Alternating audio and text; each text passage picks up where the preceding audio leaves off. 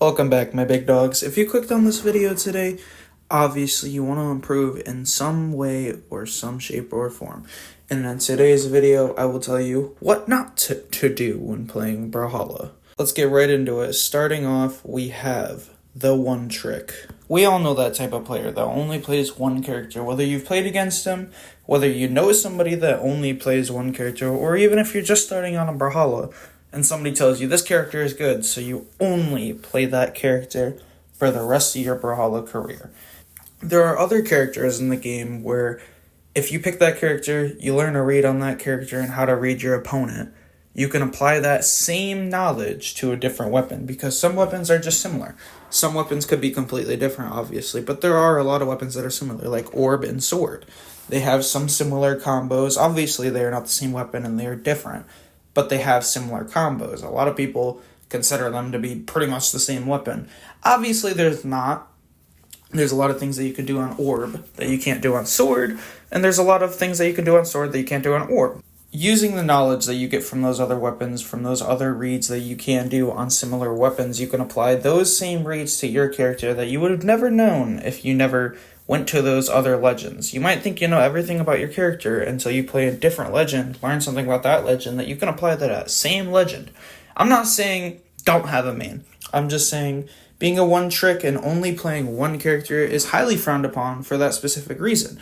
A lot of people say that there's no skill involved, and a lot of that is true because you're only limiting yourself to one character with one expectation without knowing what any other character can do or any other things that you can apply to your character that might make you just better at the game in general. Number 2, we have spamming the same reads over and over and over again. You might ask me, why is this bad? If you're reading your opponent and you're catching them in the read, it's obviously not bad. But when you spam the same read over and over and over again, you're leaving yourself open to being read yourself.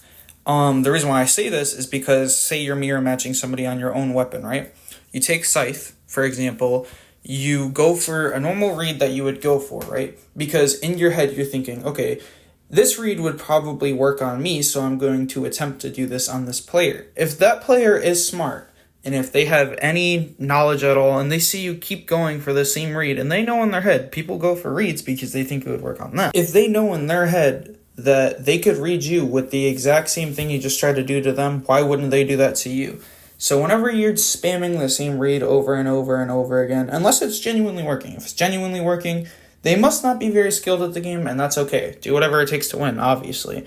But if you're fighting a skilled opponent, they could potentially use that same exact read on you and potentially just win the game over that simple little mistake. Number 3, not taking a mental break at all. This could be a long-term break, a short-term break, or whatever. But when you spend too much time on the game on one thing, you're going to keep trying on that one thing. And eventually you'll get good at that one thing, but you're not going to want to go and do anything else. Your brain is too stuck on that one thing. When you take breaks and come back to the game, you're refreshed. You know how to do that thing that you already worked on. So now it's time to work on something else. And since you're refreshed, it doesn't feel so mental draining and it doesn't make you perform badly. Number 4 would be rage queuing. Whenever you're upset over losing a simple game that you think in your head, obviously I could have won that match, it is tilting. Tilt is where you keep doing something over and over and over again. You keep performing badly because you lost one time and it ruined your mental state in that current moment.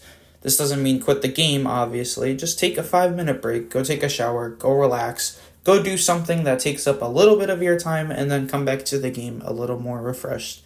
Because when you're rage queuing, you will perform badly, and you will just start to do worse and worse and worse. Number 5 would be emoting. Whenever you emote on somebody after you're winning a match, like you're beating on them the entire match, automatically, the second you emote, something activates in your head where you have to win this match now. Because if you lose, it's going to look very bad on you. You try to ego somebody and lose.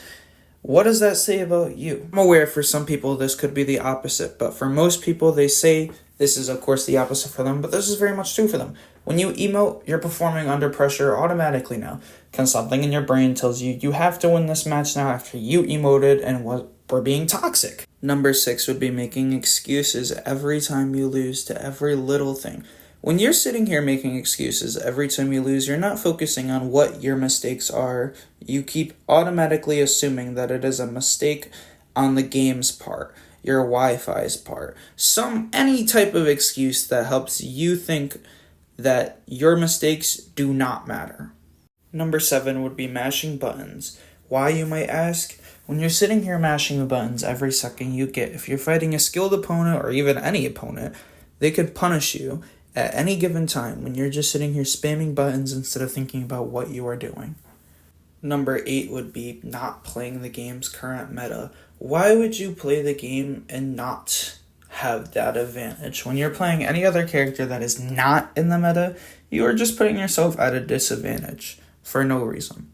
Number 9 would be not watching your replays.